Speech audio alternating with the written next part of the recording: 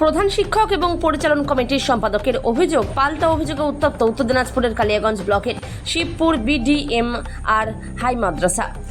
দুই শীর্ষকর্তার এই বিবাদের জেরে গত কয়েক মাস ধরে বিঘ্নিত হচ্ছে বিদ্যালয়ের পঠন পাঠনের পরিবেশ। পরিস্থিতি এমন পর্যায়ে পৌঁছেছে যে অভিভাবকেরাও এখন দুভাগে বিভক্ত। এক পক্ষের দাবি দ্রুত ঘটনা তদন্ত হোক, অন্য পক্ষের দাবি মাদ্রাসার পরিবেশ শান্ত করতে অবিলম্বে প্রশাসক নিয়োগ করুক প্রশাসন। শিক্ষা প্রতিষ্ঠানের রাজনীতির ছোঁয়া বা অভ্যন্তরীণ কোন্দল নতুন কিছু নয়, কিন্তু কালিয়াগঞ্জের শিবপুর বিডিএম আর হাই মাদ্রাসায় যা চলছে তাকে এক প্রকার ঠান্ডা লড়াই বলা চলে। একদিকে মাদ্রাসার পরিচালন কমিটির সম্পাদক আমিনুল হক, অন্যদিকে প্রধান শিক্ষক নুরুল আমিন। দুজনের আকচিতে জেরবার সাধারণ ছাত্রছাত্রী থেকে শুরু করে অভিভাবকেরা। মাদ্রাসার পরিচালন কমিটির সম্পাদক আমিনুল হকের অভিযোগ অত্যন্ত গুরুতর। কালিয়াগঞ্জ থেকে অনুপ জয়সওয়ালের রিপোর্ট, বিগ নিউজ বাংলা। পড়ে স্কুলে আমার মেয়ে পড়ে দেখা যাচ্ছে স্কুলে একটা সমস্যা উঠে আসছে এবং স্কুলের থেকে তুমি একটা অভিযোগ করছেন সেই বিরুদ্ধে। তুমি অভিভাবক হিসেবে কি বলবেন? আমাদের হেডমাস্টারের ব্যবহার খুব ভালো, বুঝলেন। এখানে আমাদের সেক্রেটারি 15 বছর ধরে আমরা স্কুলে ঢুকতে পারছি না টিএমসির জন্য। কেন? এখান থেকে মারে পিটায় অবৈধভাবে ভোট করছে, অবৈধভাবে সব কিছু করছে, কিন্তু আমরা ঢুকতে পারছি না। এখন আমাদের ঢোকার দিন আসছে, এখন আমরা আসছি, বুঝলেন। কিন্তু এই যে বলছে কাটমানি অমুক তমুক, এগুলা কি দিতে পারবে? উনি একজন শিক্ষক, উনি কি দিতে পারবে এখান থেকে পয়সা? দিতে পারবে না। যার জন্য এটা নিয়ে কেচাল চলছে। আমরা চাচ্ছি শান্তিভাবে চলুক। এদের মিড ডে মিল দিচ্ছে, এটার আমাকে বললো 80 জন বাচ্চার খাওয়া দাওয়া হয়, সেখানে 200 টাকা এমনি ভাড়া না কি বললো কাঠের দাম, তারপরে 25 টাকা ভাড়া, আর 575 টাকা ওনার সবজি। যেগুলো সবজি আছে বাচ্চাগুলো খেতে চান, কি বলবো আর বলেন। এটাই আমরা মাস্টারকে বললাম যে এগুলা কেন চালাচ্ছেন। বলছে আমাকে সেক্রেটারি চাপ দিচ্ছে, আমার বাধ্য, না করলে আমাদের অসুবিধা হচ্ছে। শিক্ষা প্রতিষ্ঠানে রাজনৈতিক রং লেগে যাচ্ছে বারবার, যে ফলে ছাত্রছাত্রীদের সমস্যার মধ্যে পড়তে হচ্ছে না। হচ্ছে না, বাচ্চাগুলোর জন্য তো কেচাল লাগা যাচ্ছে। মানে এরা এমন আরম্ভ করছে, আগে টিএমসির জামানায় যেটা ছিল এখনো সেটাই করছে। আপনারা এখন কি চাচ্ছেন? আমরা চাচ্ছি রাজনীতি না, আমাদের স্কুল এটা প্রতিষ্ঠান একটা, এটা যেন সুস্থ মাইন্ডে চলে, এখানে যেন গুন্ডাগিরি না করতে আসে, আমরা এটাই চাচ্ছি। প্রধান শিক্ষকের ব্যবহার কেমন আপনাদের? দারুণ, অমাইক লোক। আমাদের হেডমাস্টার এটা দিয়ে মনে হয় দুটো আসলো আমার মানে চোখের সামনে, কিন্তু সব থেকে ভদ্র ব্যবহার ইনারই দেখছি আমরা। প্রচন্ড চাপে আছে সেক্রেটারি, যেগুলো অভিযোগ করতে চাইলে কি বলবো? আমরা কি বলবো, ভিত্তিহীন এগুলো বলছে। এখন বানানিও আমিও বলতে পারি, কিন্তু বলে তো লাভ নাই, যেটা নিগাল সেটাই বলতে হবে। আপনার নাম? আমার নাম রাজ্জাক আলী। কে পড়ে স্কুলে? আমার ছেলে পড়ে 7-এ। কি অভিযোগ? অভিযোগ কি, বাচ্চাদের ওই হেডমাস্টার 2-4 দিন আসবে না, তারপরে আসে, ও কোথা থেকে রাগ নিয়ে আসে না নিয়ে আসে, আসে বাচ্চাদের উপরে অত্যাচার করে।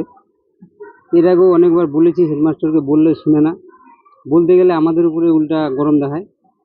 তারপরে খাওয়া দাওয়ার ব্যাপারে একবার গেছিলাম বলতে, আমাদেরকে ও পাত্তা দেয় না, মানে ও ওর মতো করবে, ওকে কিছু বলা যাবে না। আর বেশি কিছু বলতে গেলে ওখান থেকে বার করে দেবে। এর আগে সেক্রেটারিকে বলছিলাম, সেক্রেটারি গেছিলো, সেক্রেটারিকেও বলছে তোমার এখানে দরকার নাই, তুমি বের হয়ে যাও। তো সেক্রেটারিকে যদি বলতে পারে ও, তাহলে আমাদেরকে আরো কত বলছে। আমার একটা কাকার ছেলে হবে, ব্যাঙ্গালোর থেকে চিকিৎসা করে আসে, 2 দিন পরে স্কুল গেছিল, যাওয়ার পরে প্রার্থনার লাইনে দাঁড়ায় ওকে এমন মারছে, 2 দিন ধরে ছেলেটা পড়েছিল। তারপরে 9-10-এ যেগুলো মেয়ে পড়ে, ওদেরও একটা সম্মান আছে।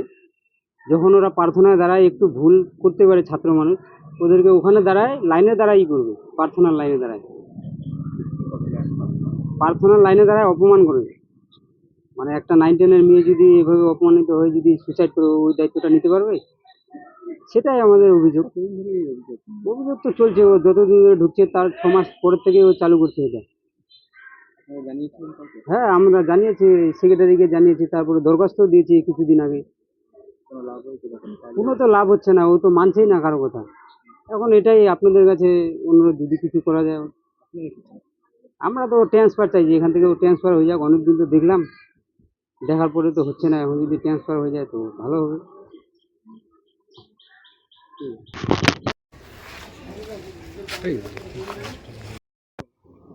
দাদা, আপনার নাম? আমিনুল হক। আপনি স্কুলে কি দায়িত্বে রয়েছেন? আমি শিবপুর হাই মাদ্রাসার সেক্রেটারি বলছি। আপনার স্কুলে দেখা যাচ্ছে বেশ কিছু সমস্যা উঠে আসছে, আপনি স্কুলের হিসাবে কি জানেন, কি অভিযোগ রয়েছে? আমি যেটা জানি, আমাদের যে এই হেডমাস্টার রুহুল আমিন, তিনি আমাদের স্কুলে 2022 সাল থেকে আসার পর একটা থ্রেট কালচার চালাচ্ছে, যেটা নিয়ে বারবার মানে স্টাফ ওরা আমার কাছে অভিযোগ করেছে লিখিতভাবে। ওরা আর সহ্য করতে পারছে না।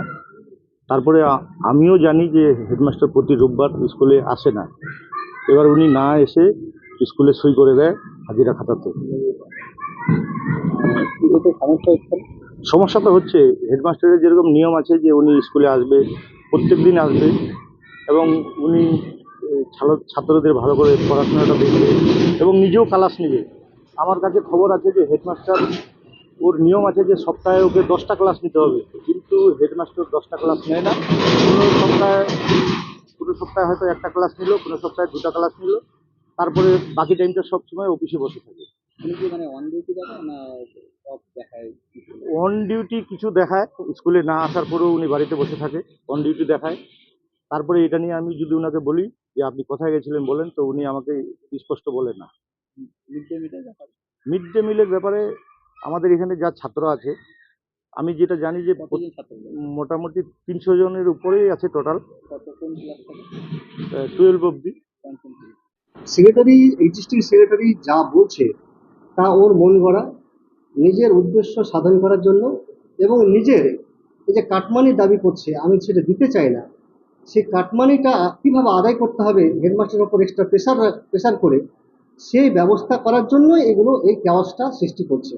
এবং এই ক্যাওয়াসটা শুধু আজকের নয়, সেক্রেটারি যখন থেকে তৈরি হয়েছে তারপর থেকে কনস্ট্যান্টলি আমার ওপর প্রেশার ক্রিয়েট করছে। মিড ডে মিলের যে অভিযোগটা এসেছে, মিড ডে মিলের যেখান থেকে আগে না হতো সবজি, এখন বর্তমানে ও নিজস্ব একটা লোকের কাছ থেকে সবজি নেওয়া হয়।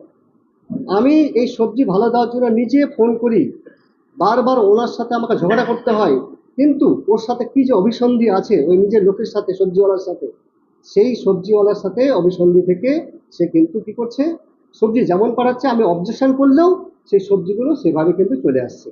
এবার এই ব্যাপারে আমার কোনো এখানে হাত নেই, যেহেতু দোকানদারটা হচ্ছে ওর নিজস্ব লোক, ঠিক আছে। এবার আমার কথা বলি যে সেক্রেটারি প্রথম থেকে কেন অত্যাচার করছে। সেক্রেটারি যখন থেকে তৈরি হয়েছিল 24 সালে ম্যানেজিং কমিটি, তারপর থেকে সেক্রেটারি নিজস্ব চাহিদা আছে। চাহিদা কি? ও মিড ডে মিলের দায়িত্ব নিজে থেকে নেবে, হোস্টেলের দায়িত্ব নিজে থেকে নেবে, পুরো অ্যাকাউন্ট দায়িত্ব নিজে থেকে নেবে, শুধু আমাকে একদম নামকস্ত শুধু সই করতে হবে।